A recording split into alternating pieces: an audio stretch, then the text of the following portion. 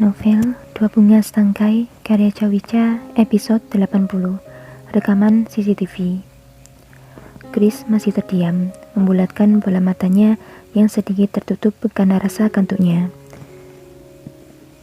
Ia melihat lagi siapa yang menepuk pundaknya di waktu yang hampir menuju dini hari itu. Ya, itu benar-benar Salma. Sempat terkaget, namun ia pun dapat mengontrol ekspresi wajahnya meski tertutup masker. Maaf Tuan Chris, saya tidak tahu. Saya kira Anda Mas Han. Di mana Mas Han sekarang? Apa dia sudah pulang? Salma terlihat salah tingkah. Dia mengira yang sedang duduk di ruang tamu adalah Hanafi. Karena dari belakang, postur tubuhnya memang terlihat sama. Itu pun juga disebabkan karena rasa kantuknya yang masih hinggap setelah ia tertidur tadi. Tak apa Nona Salma, Tuan muda ada di kamarnya.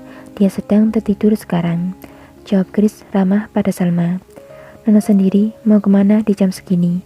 Ibunya lagi. Saya mau mengambil air minum di dapur. Entah kenapa, rasanya haus sekali. Apa mau saya bantu untuk ambilkan Nona? Chris sudah ingin berdiri dan menaruh laptop yang ada di pangkuannya ke atas meja. Tidak usah Tuan, saya akan mengambilnya sendiri.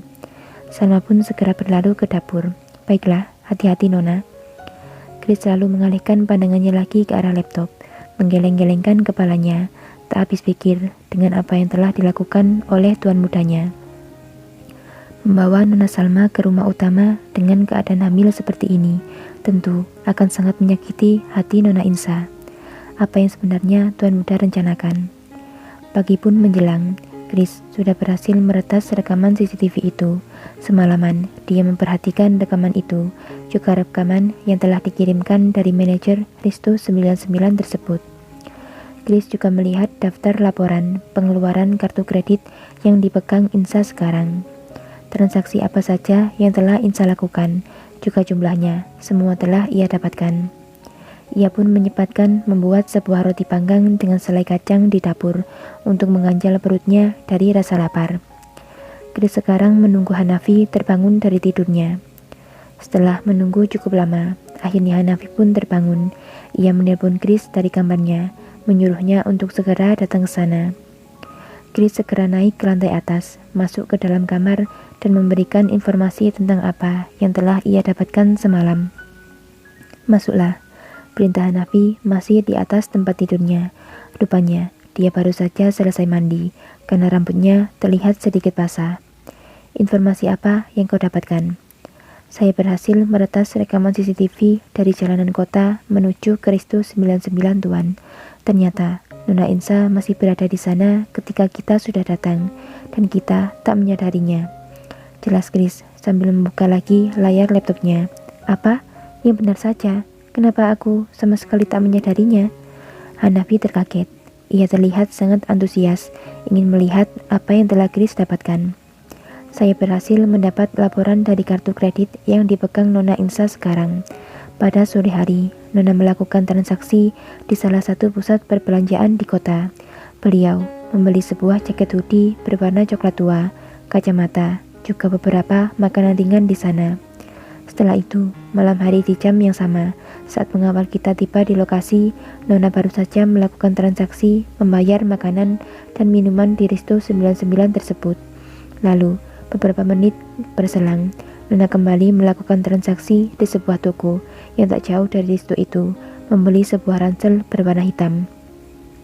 Kemudian laporan terakhir dari kartu kredit yang dibawa Nona, bahwa Nona telah mengambil sejumlah uang dengan nominal yang cukup besar Tuan. Setelahnya, belum ada lagi laporan dari rekening Nona sampai sekarang. Hanafi hanya terdiam, menatap Chris yang sedang menjelaskan karena Chris rupanya belum menyelesaikan semua laporannya. Lalu, berdasarkan rekaman CCTV yang berhasil saya dapatkan, saya telah mengamatinya dengan barang-barang yang Nona beli hari itu. Ini adalah Nona yang terlihat di rekaman CCTV. Chris menunjuk sosok Insa di rekaman itu. Hanafi pun segera menatap layar laptop yang dibawa Chris. Ini Tuan, Nona Insa. Beliau sedang berjalan menggunakan celana jeans, jaket hoodie, berkacamata, dan memakai ransel keluar dari ATM. Bahkan Nona berjalan di samping Tuan saat Tuan berada di depan Risto 99. Lalu terakhir, Nona terlihat menaiki sebuah bus. Saya masih mencari tahu kemana arah tujuan bus itu membawa Nona Tuan. Insa memakai celana. Kenapa kau melakukan semua ini, Insa? Betapa bodohnya aku. Aku bahkan tak menyadari kau yang berada di sampingku, Insa. Maafkan aku. Mata Hanafi kembali berkaca-kaca. Ia mengacak-ngacak kasar rambutnya yang masih basah itu. Maafkan saya, Tuan, karena saya juga tak menyadarinya.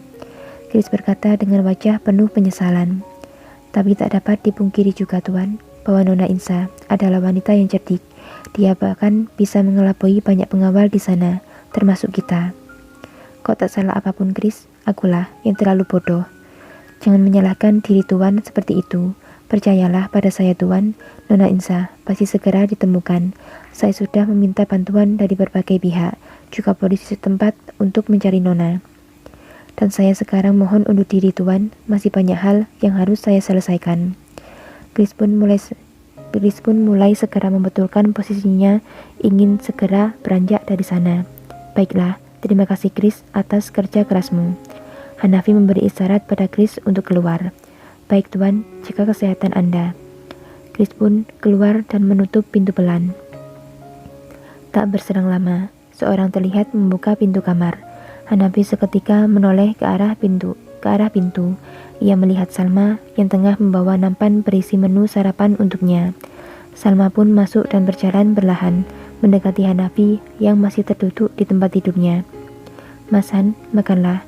Mas belum makan apapun dari semalam.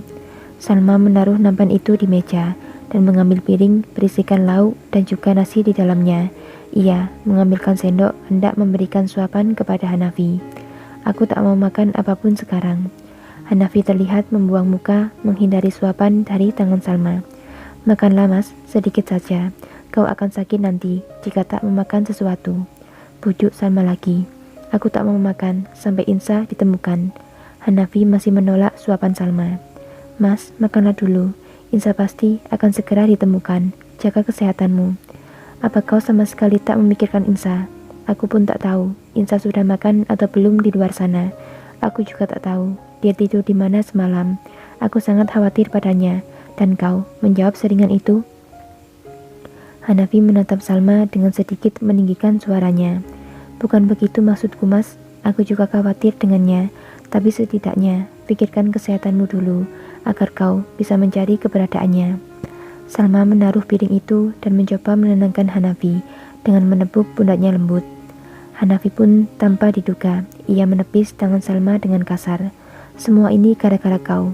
Kau yang telah membuat Insa pergi dari rumah. Kenapa jadi aku yang masalahkan atas perginya Insa? Bukankah Mas yang membawaku ke sini? Iya, aku memang yang membawamu ke sini.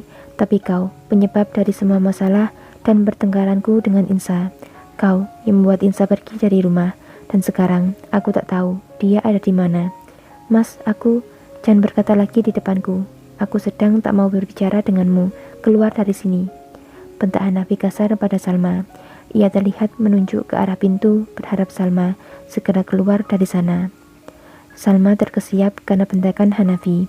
Ia pun turun dari tempat tidur itu, lalu segera keluar dari kamar dengan berlari kecil sambil terisak dan membiarkan pintu kamar itu terbuka begitu saja.